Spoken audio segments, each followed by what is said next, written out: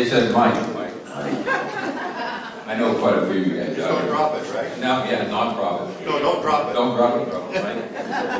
Yeah, and Maddie, for one time in her life, Maddie gets to keep me under control. One time. No, Maddie for 15 years, 45 years with UFCW, and retired, and a very proud car member, and I'm glad to see how many people are out here from Hanford area. This is a Proposition 1, vote yes on Proposition 1. It supports $4 billion for affordable housing for vets and all Californians. What Prop 1 does for California veterans, families, seniors, and people with disabilities, it dedicates funding to help military veterans have a safe place to call home.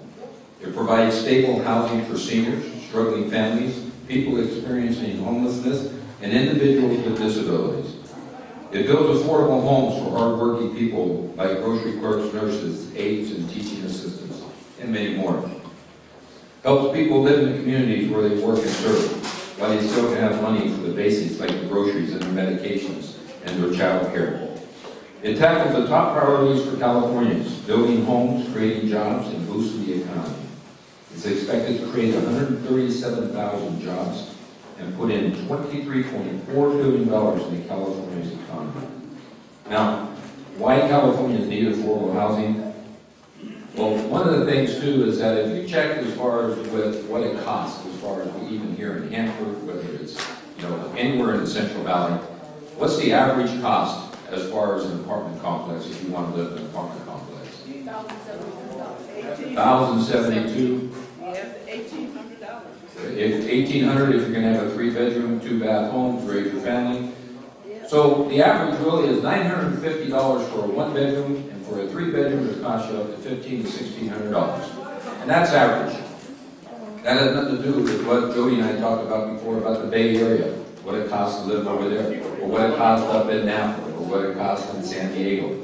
But like she said, it's all moving. It's moving into the Central Valley because everybody in the housing market and stuff, those that are renting their places out, they want to reap that harvest too. That's the way I look at it. Because if you look at it as far as with just not that alone, we talked about as far as with the wages and stuff too. So if you're making $14.50 an hour and you're making your wage of $18,000 to $25,000, $29,000 a year. Just like it says, over half the people, or over half of your income is going to housing for the whole year. You make $30,000 a year, you're spending $15,000 to $18,000 a year for your housing. The housing crisis is crushing 1 in 3 Californians who can't afford their rents.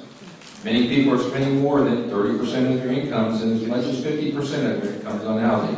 And those figures are just not me pulling figures out of the air. Those figures about what it costs is people know what your next door neighbors are paying, or if you decided to sell your home and move in someplace, what it's going to cost you just to have yourself a 1-bedroom, 1-bath place. The gap is so wide between what Californians earn and the cost of their rent that seniors and families are separated by long commutes because they can't afford to live in the cities where they work. California has the largest population of unsheltered veterans in the nation. Seniors and families are being pushed to the brink and live in their cars or double and even triple up the overcrowded housing as they try to keep a roof over their heads, maintain their jobs, and ensure that their children and grandchildren go to school. And as it says with Prop 1, it's just not for seniors, it's the veterans. It's the homeless folks, those who are trying to keep a job out there and try to have a roof over their head. So all this money is to go into this pot that is supposed to be, I believe people apply for it. They apply for the grant money, and they have to qualify. Cities, and they have to apply for it and be granted that. If the money's not used, it stays in that pot. So when we start looking again as far as with what folks are making, the average out there, even for a veteran, and we had some vets that were here, we were talking about what had happened as far as disabilities. A veteran that has a 70% disability, they're getting anywhere from $1,500 to $1,800 a month. If you have your Social Security earnings, what are you getting? Average of $1,340 a month. You average that out over the 12 months, you're at that $18,000, maybe $20,000 a year. Somebody's making $1,450, making $25 grand a year. It all comes into play is that everything averages out to $1,500. It's still coming out as 50% of your income that you're pulling in is being paid out there for your housing. So what do we do to support this with Prop 1? Joey brought it up already. You got slate cards?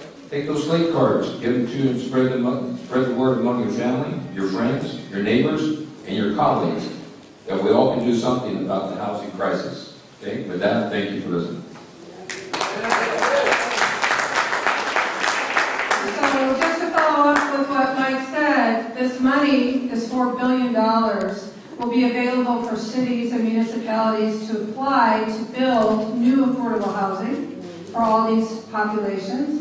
And that money sounds like a lot, it's a lot of zeros, but it's going to have to be matched with local dollars or land that maybe a community has available to build the housing, and hopefully someday some federal dollars, if we ever can recapture HUD and the money that used to be provided to build affordable housing.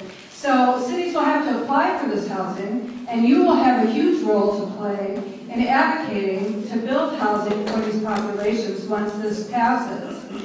So we have a lot of work to do, not just to pass this, but then to make sure the money comes into our communities. So the second proposition we're going to talk about is kind of a partner to Prop 1, and it's Prop 2, and Lynn Jacobson, who's one of our very active CAP members from Fresno. How many people are here from the Fresno CAP? Just